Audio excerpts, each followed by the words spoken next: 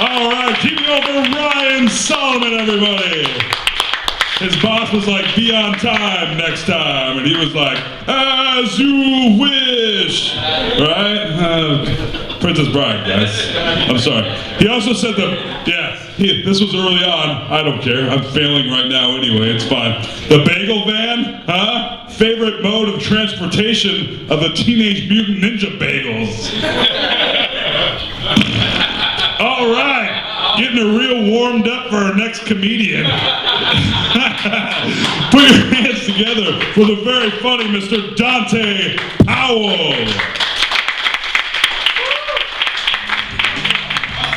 Real quick, before you start timing me, I just need to let all of you know that it is not okay if you say the N-word anymore. That has officially been lifted. Not okay.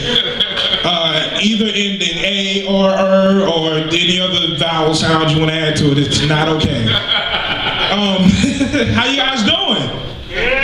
Good, wonderful, wonderful. As he said, my name is Dante Powell. I have lived here in Des Moines for about 2 years now. I'm originally from Bernice, Louisiana.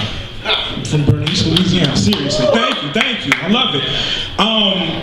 The cool thing about that is anytime I tell anyone from Iowa that I am from Bernice, Louisiana, you guys all seem to have the same response. You literally all always say, is it racist there?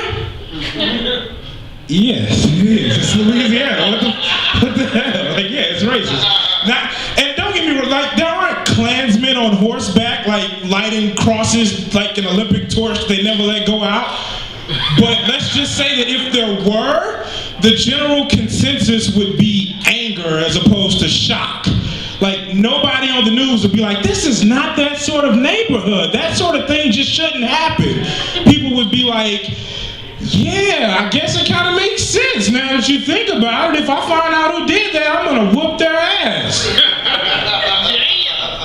Indeed. But the cool thing about that, it gave me a very unique perspective on race. You know, like a few months ago, I went to see 12 Years a Slave with my girlfriend, who is white and from Iowa.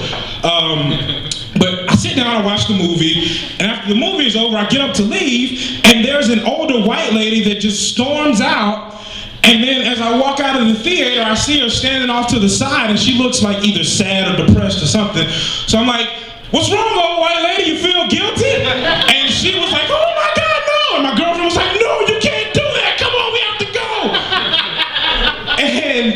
And I'm like, you know, looking back on it, I probably shouldn't have been an ass, but I didn't understand what her deal was. Like, that's the most perfectly fitting title to a movie I have ever heard. Like, it is just 12 Years a Slave. There's no tagline or anything. It's not like 12 Years a Slave, Solomon Northup's triumphant adventure into sex, drugs, and indentured servitude. That's not what it says. It says 12 Years a Slave. So I don't know if the lady was just prepared for like the first 8 years of slavery and like she expected a Google internship for the last 4, but she was just not happy. And so it just brought about all these questions. Like, what did she think that slavery wasn't as bad as it is? Like, did she think the master actually bought him breakfast at McDonald's every morning? Like, hey, you niggers, get over here and get in line right now.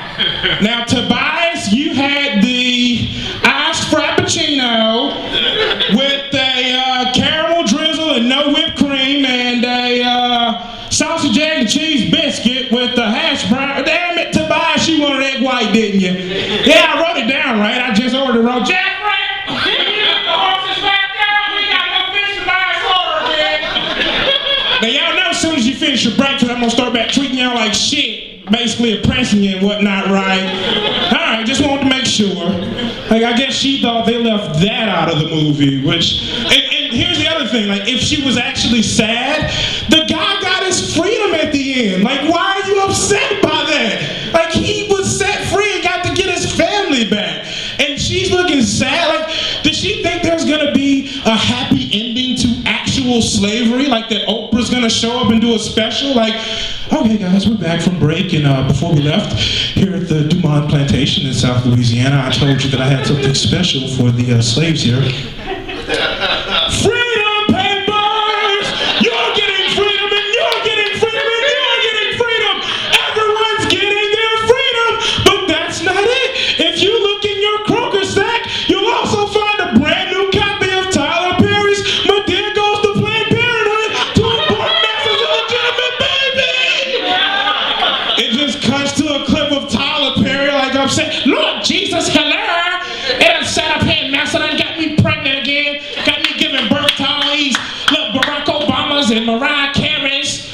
Lord Jesus, I done gave birth to Drake. He up here rapping about the Underground Railroad.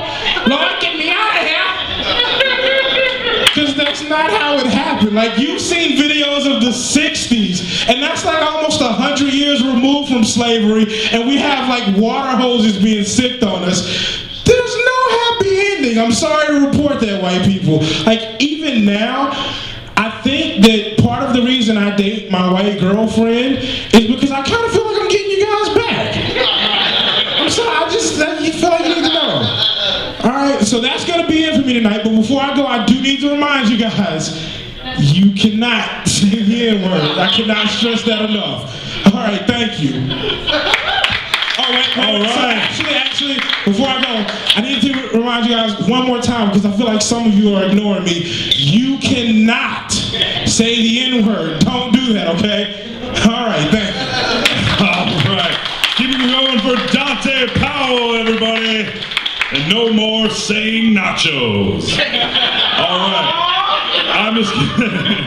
All right, our next comedian is a very funny guy. He was out last week. He's been out. He's been gone for a little while, but now he's back. Put your hands together for the very funny Mr. Jarrett Brown.